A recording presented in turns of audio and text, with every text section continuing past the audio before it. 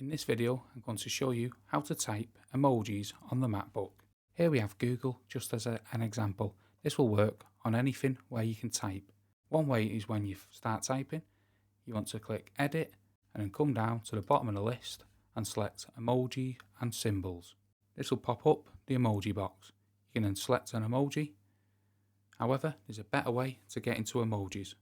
You can simply click the FN or the globe key on your keyboard, and this will bring up the emojis. Or if the FN or the globe key doesn't work, you can select Control, Command and Space. If you would prefer the FN key or the globe key to be the emoji key, you want to come up to the little Apple logo and come down to System Preferences and then come over to Keyboard.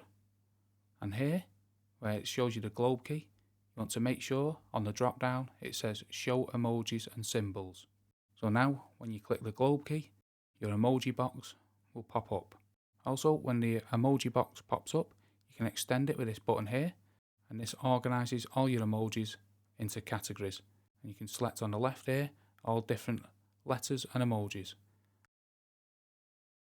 And at the top here, you can search if you want to look for something, what you're finding hard to get. Again, clicking this box will condense it.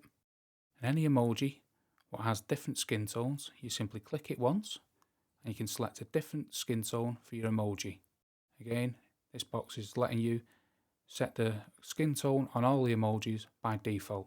Once you click one of them, you then select OK, and this will change all the skin tones across your emojis. I hope this video was helpful, and if it was, please hit the like button below and consider subscribing for more quick Mac tips like this.